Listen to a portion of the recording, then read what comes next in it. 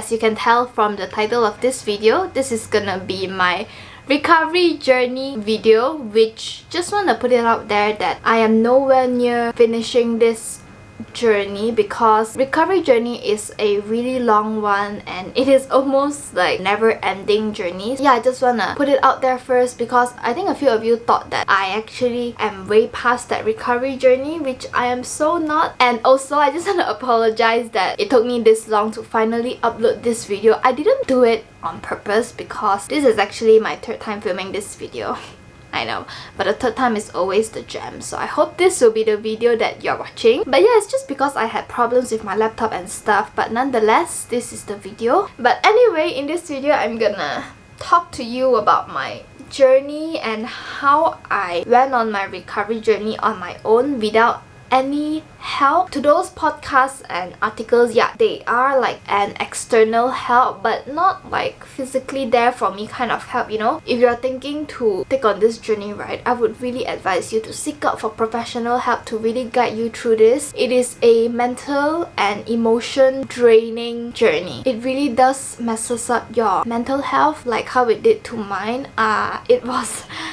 It was the roughest moment in my life. So just in case you have missed my first video where I shared and talked about my story, you can click the card up here to watch that first and then come back here to watch this. As I've mentioned, I knew that I had some not normal behavior and that I do need help, and then I started searching for articles regarding my behavior to know what am I going through. So I read tons of articles, I listened to tons of podcasts, and I finally admitted it that I was having an eating disorder and I need to go on my recovery journey because I could not live like that for any longer. It was so tiring. So the first thing that I did was to ditch the scale. Now it sounds so easy, but trust me, it wasn't easy at all. My self-validation was heavily relied on the numbers on the scale. The thought of ditching the scale was really scary, and it was also really difficult for me to do. But deep down in me, I knew that that was the best decision and also the first step that I could take if I want to recover. Hand in hand, I also stopped journaling. No, I think I only journaled, list down the food that I take and stuff, and jot down my weights daily for 3 to 4 months. No, I think only 2 months because that was just so mentally and emotionally draining, so I kind of like stopped that. So ditching the scale, it was difficult. I didn't felt safe to let my body take over. It's like I don't know who am I anymore without the numbers on the scale, you know? I won't know what changes will happen to my body because I don't know what are the numbers on the scale.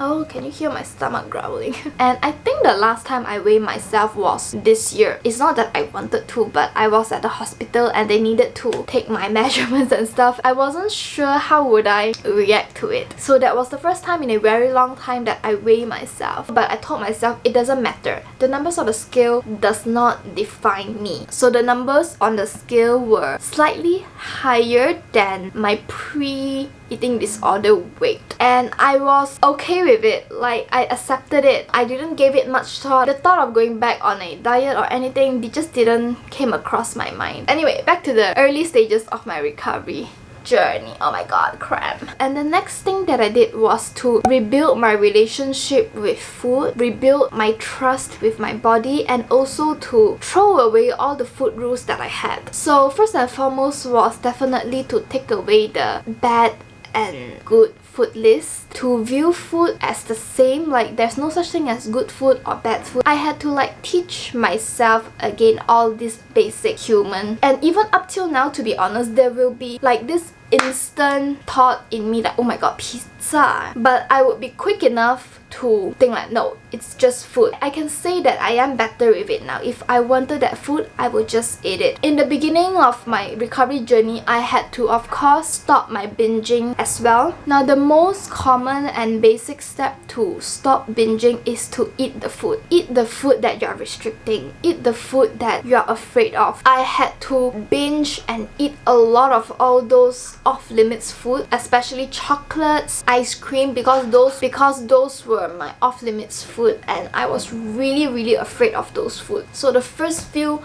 weeks and even months of my recovery journey, I was just eating all of those food. I was kind of scared, but I couldn't control myself, and I also didn't want to control myself because I know that I had to do it in order to stop the binging. In a day, I would eat one whole bar of the Cadbury chocolate, the big bar, not in a day, in a sitting, like within 5 minutes. And even after the bar of chocolate, I would still go and eat a whole bag of chips. Did I told you this? I'm not sure. But when my mom came back from Australia last year, she bought us a lot of snacks, a lot of chocolate bars. That was also during the early days of my recovery journey, so I would binge and eat all of those snacks like every day without fail. I came across an article stating that the reason why you binge on all this food is because your body needs food that it can process quicker to give it energy. You have been underfeeding your body, it needs energy, it is on survival mode, so yeah, that's why. And that was also where I did my Family Mart video where I could just eat a lot. I think that was why. Throughout the whole trying to stop my binge eating, right, there were many times where I wanted to just go back to restricting and my old eating disorder behaviors. There were days where I restrict again. After a few times, right, I did stop myself from restricting and just go for it. Just go for the food. It was a really tough time, especially this period of time, because you feel like a failure. You have been doing so good for the whole day and suddenly, bam, you just binge on this whole thing. And then I would feel like a failure. I would restrict even though I knew that I cannot restrict. I would still do it because there was still this behavior that I was used to already. So trying to get off that habit was really difficult and it takes time. I was reading a lot of articles and listening to podcasts, right? So there are a lot of this registered dietitian that has like their online course. It helps you to learn how to eat intuitively again. But I signed up for a free one. It's basically just like an exercise. There's this sheet of exercise like first step, hold the food, it is deemed off limits. For me it was chocolate back then, so I took the chocolate out. And then second step is to look at it. Basically I was just learning how to eat food again and to be mindful and to eat intuitively and to not fear it. I looked at it and then it would like feel it. So I felt the texture, smelling it and taking a bite, really eating it. I felt really dumb, to be honest. I was like, what am I doing? I was just learning how to eat again. I think I only did it for 2 times and then I gave up. So when I was just going all out with food the first few months, right, it was as though I had a pitless stomach because I never felt full and there was never like a hunger or full switch. It was just on all the time. I was just hungry all the freaking time. Later on, when everything started to stabilize, I mean like the whole binging on all those off-limits food kind of stopped, I then had to learn how to listen to my hunger and fullness cue. It was difficult because I was so used to ignoring my hunger cue because I was kind of numb to that whole hunger feeling. So I had to learn how to listen to it and eat when I'm hungry. Another thing that is so important for me is to know that it is okay to overeat and it is also okay to still eat even if you're full. It's okay if you still want that last piece of pizza even though you're already full. It took me quite a long time to realize that and to learn that because I was like, oh no, I'm already full. Why am I still eating? Like back then during my whole eating disorder days, on certain days you will be extremely hungry and on some days you won't be as hungry because your body changes and every day would not be the same. For example, right now, right, in the morning, I would normally eat bread for breakfast. On certain days, I could eat 1 bread and I'm full. On other days, I would eat 3 breads and I would still not be full and I would eat 4 pieces of bread. I also had to learn that it is okay to be super duper full after a meal. It doesn't mean that we are gonna get bigger because back then, if I was super duper full from a meal, I would be like, I've gained weight. Oh no, I'm gonna get bigger. All this diet mentality. Right now, the way I look at it is I had such a great dinner, so basically my mentality now is completely different and that is basically what we want to achieve in recovery journey and it feels so freeing actually. It feels so good to not have to worry. I know it sounds so silly but to those that know what I mean, it is just the most freeing feeling ever. So yeah, I had to relearn all of that. Remember when I told you that if I had a heavy lunch, I would skip dinner even though I was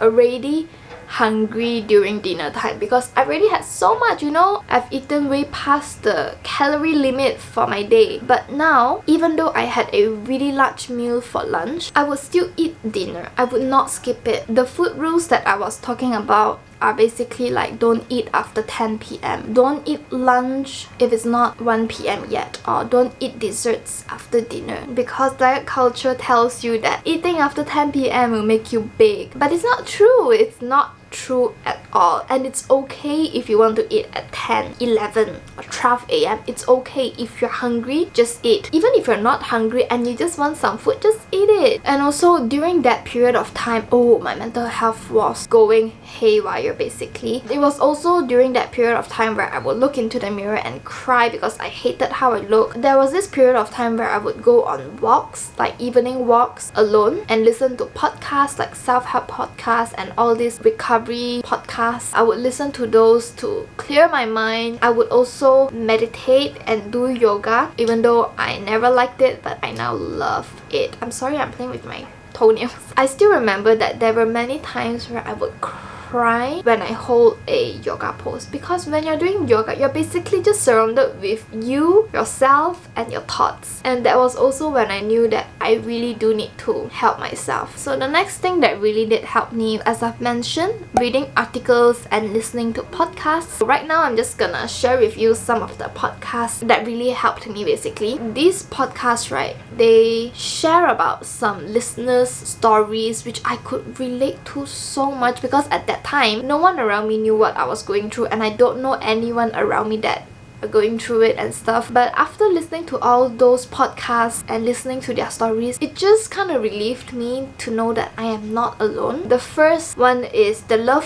Food podcast by Julie Duffy Dillon. Now, Julie Duffy Dillon is actually she's quite well known among the registered dietitians. I love her podcast. And also the Food Psych podcast, I think so, the Food Psych podcast by Christy Harrison. I also really love her podcast. One that I just found out recently, which I hope I found out sooner. She just speaks from my mind basically. Her name is Kayla Rose on YouTube, and her videos are just so helpful. Even up till today, I would go and rewatch her videos. I feel like her videos are the ones that I would keep rewatching, just to remind myself that, you know, it's the right thing to do to go on this recovery journey and stuff. She covers a lot of things, from like working out pre-recovery versus working out post-recovery. Like, she'll talk about the energy levels and stuff, and also hypothalamic amenorrhea, HA, the loss of your period and stuff. Yeah, she talk a lot about all of those. I just love her videos basically. I love the contents that she posts. As I've said, even up till now, I would still rewatch it. I've downloaded it on my YouTube app, so sometimes on a train I would just watch it again just to remind myself. I will also share some of the Instagram accounts that I've been loving and also really helped me towards the end of this video. Unfollow toxic accounts and the ones that doesn't make me feel good about myself, and that includes my friends or people that I know. I will just unfollow them if they don't make me feel good about myself, or if I find myself comparing myself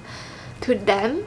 Yeah, I would just unfollow. To me, right, the unfollow button doesn't define our friendship. So yeah, I unfollowed a lot of people, and that was also the reason why I unfollowed a lot of influencers, because I find myself comparing to them a lot. During my recovery journey, right, it was really important to me to not be exposed to all of these people out there that are quote-unquote have a smaller body than me, because otherwise I would keep thinking like, oh no, I also want to look like that. And I also used to follow a lot of those calorie smart accounts, food swaps and stuff, calorie counting, how to be smart with your calorie counting. I used to follow a lot of them, but I unfollowed them all because I don't need that. If I want rice, I would eat rice, not cauliflower rice. If I want pasta, I would eat pasta and not zucchini.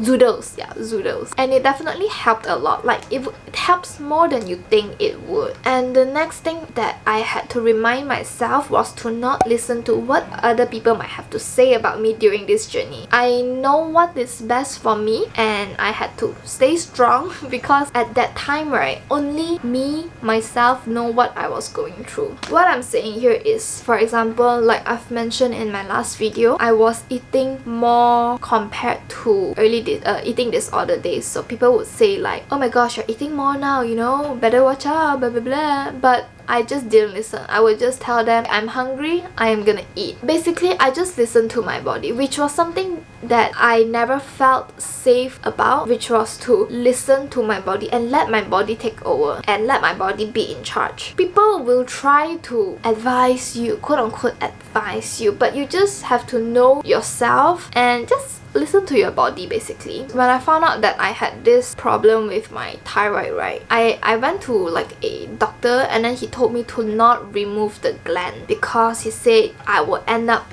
this. He told me, he even showed me this, you'll be like this, you're still young, you should not, your life will be ruined. And at that point I was like, oh my gosh. I was kind of scared because I do know that thyroid gland kind of like controls your metabolism. I was quite scared, but I was like, no, if I have to remove it, I have to. If I am gonna end up like this, like what you mentioned, then I would just accept it. But I'm glad that I just accepted it. I didn't care, you know, even if my metabolism is gonna slow down or go haywire, I'm gonna end up like that. I just put that aside because my health is more important. Okay, I'm not sure whether did you watch the vlog, but I said to stop staring at me in public. That was when I had social anxiety. I never had social anxiety. I think it was after the guy that commented about my body size in the train. Remember the one I told you in the last video? The one that I ran out and cried? Yeah, I think it was around that time where I felt like everyone was looking at me. In my head, I was like, oh my god, do these people watch my videos? Do I look different? I was really scared. There was this guy that came right next to me. I was standing looking at my phone. He came right next to me and he was just looking at me like this, like right at me. And even when I turned my body and he was facing another way, he would look like this. And I got so panicky, like my heart started beating so fast. I've never felt like that before. I was kind of like sweating. I was just so nervous, scared and everything. It was just a rough moment in my life, which was something that I never thought I would have.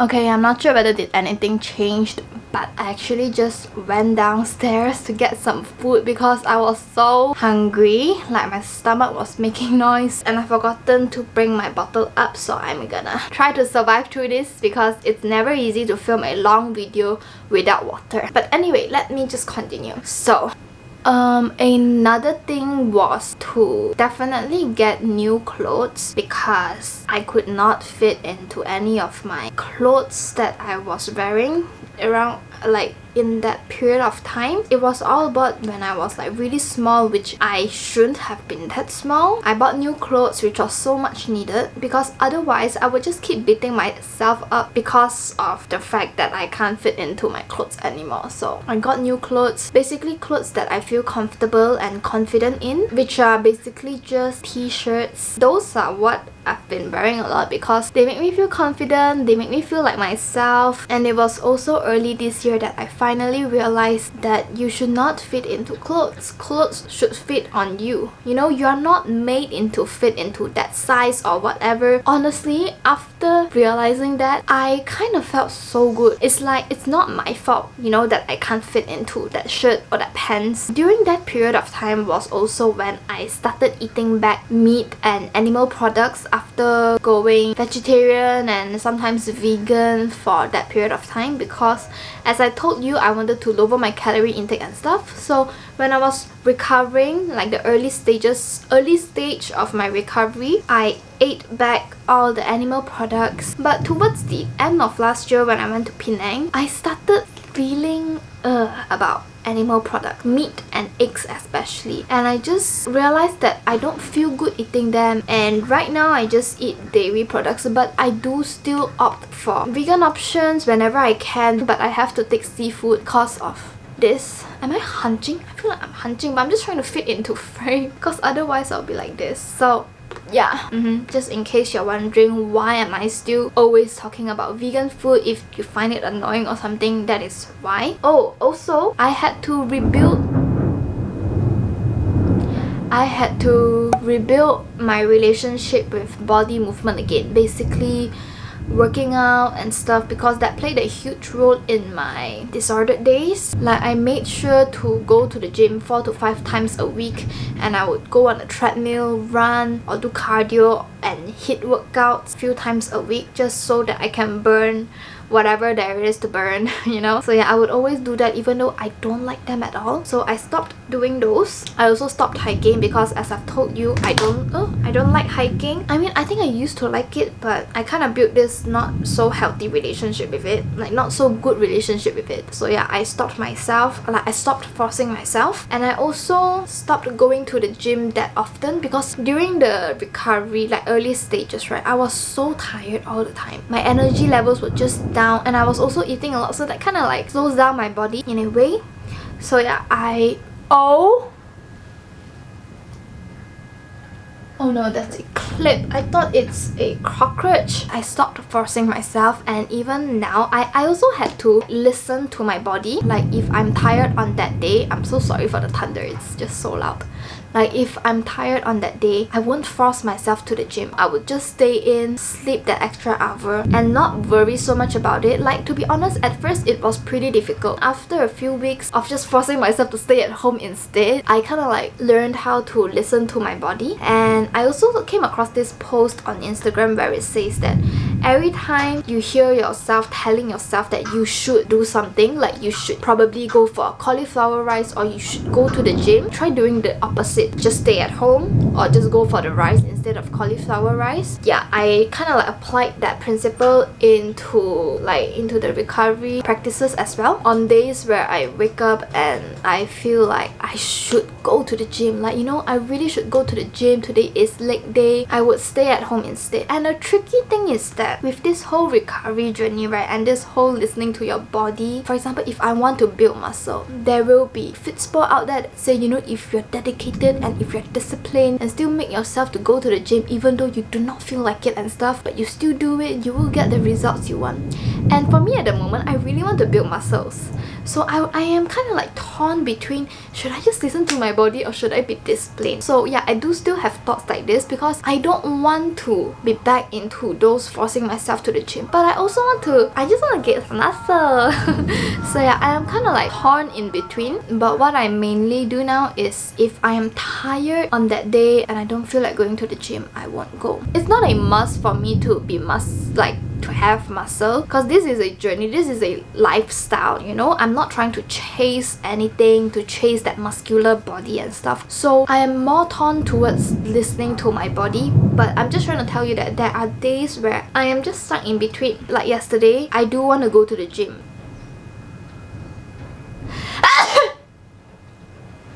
That is how I sneeze, by the way. Unglamorous. But I didn't go to the gym because when I woke up, I was just too lazy to go out and I just really wanted to stay home. So I did, and I didn't feel guilty at all. I still remember during this Macau trip, right, this year, for the first time in a very long time, I didn't feel guilty because I didn't work out or anything. Yeah, it felt great. It felt freeing. I just went there, I eat because I love food. This year's Macau trip was definitely really different compared to last year's. Different in the sense that the way I look at things, and also the fact that it is freer. I'm not kept in a box. I enjoyed this year's trip so much. I even told my dad, wow, this trip we really did explore so many types of food. And oh wow, I used to hate is such a strong word, but I do used to hate yoga and all those slow movement, you know, because I feel like it's not gonna burn the thing, whatever, you know. So yeah, I didn't like it before this, but I've been loving it a lot ever since going on my recovery journey because it just helps me to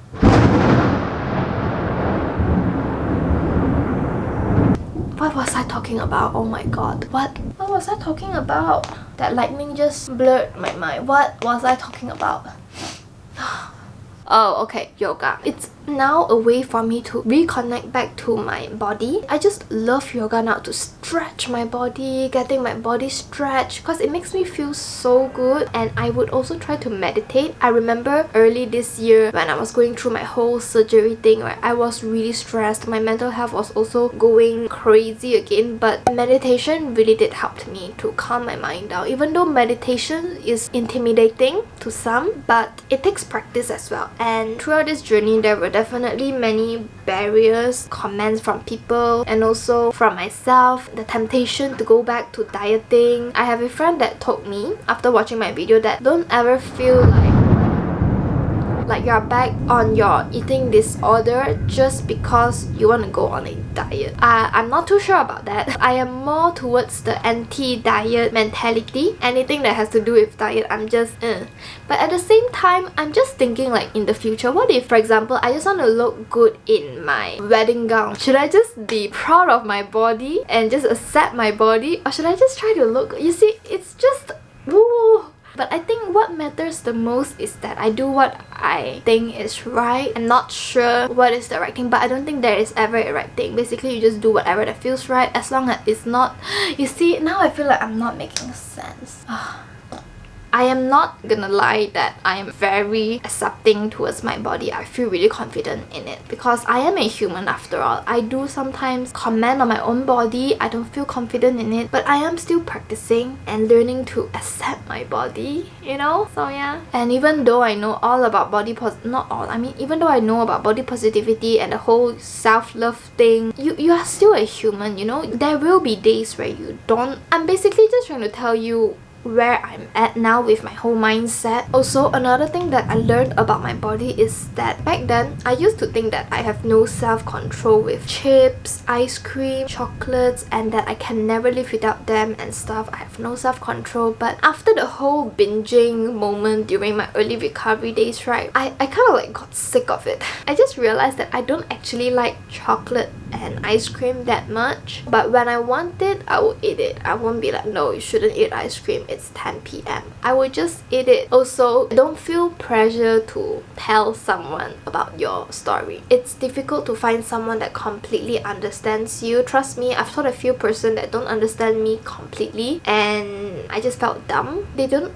get it. It's silly to them, but to me it's serious. Remember in my first video I told you that this person is always asking me to reach my goal weight. Like, there's this person that I kept referring to. So when I told that person told me, I only told you to diet, not go to that extreme. I was speechless. What I'm trying to tell you is sometimes you never know what your words, like how would others interpret what you are saying or what you mean. You will never know. Yeah, when that person told me that, I was like, I shouldn't have told you anything. I felt dumb. So yeah, not everyone will understand you completely. And actually, right, when I uploaded the first video, it was where I felt like, oh my gosh, I just told a big group of friends and they could all understand me completely. And also, to those people that always comment about someone else's body, right, please don't do that. You won't know what they're going through, and it's also so unnecessary to comment about other people's body. I'm not gonna lie, majority of those that comment about girls' body are guys. Like,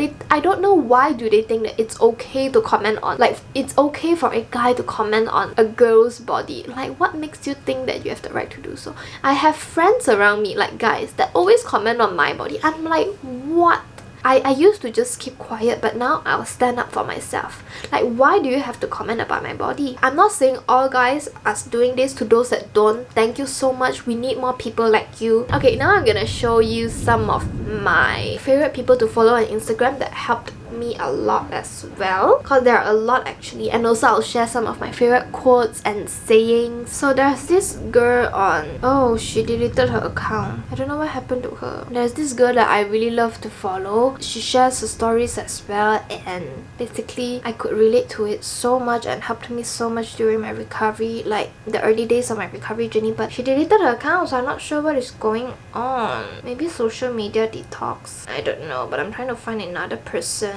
Oh, I also follow Elisa Ramsey, which is also quite a well-known registered dietitian, which is all about intuitive eating and body image healing. I like following all this because it gives you reminder. For example, it's okay to eat when you are not hungry. You know, there's no doing it right or wrong. Eating, yeah, a lot lah basically. So yeah, I love following Elisa Ramsey. I also follow Christy Harrison. I listen to a podcast, so I followed her on Instagram as well. And I also follow Krista Murias. I find her posts really helpful as well. Basically, all of these that I'm mentioning are all really helpful. The intuitive _RD. Her name is Kirsten Ackerman. Love her post as well. I'll leave all of their details down below just in case you couldn't get any of it. And I also really love this account called Recipes for Self-Love. They just have the cutest illustration and also daily reminders for myself. Basically, there are many accounts that you can follow on Instagram, but these are just a few that I follow because they mainly do post the same thing, but just that the way they say it's different. But yeah, anyway, I hope you guys enjoyed this video. I hope you found it helpful. I hope I don't miss out anything, but I'm not sure what is the structure of this video basically. Subscribe to my channel if you haven't already, and give this video a thumbs up if you found it helpful, because that would mean so much to me. And I think I will see you in the next video. Alright, so yeah, bye. I've been moving a lot because I'm just sitting on the floor and my leg hurts. So yeah, bye.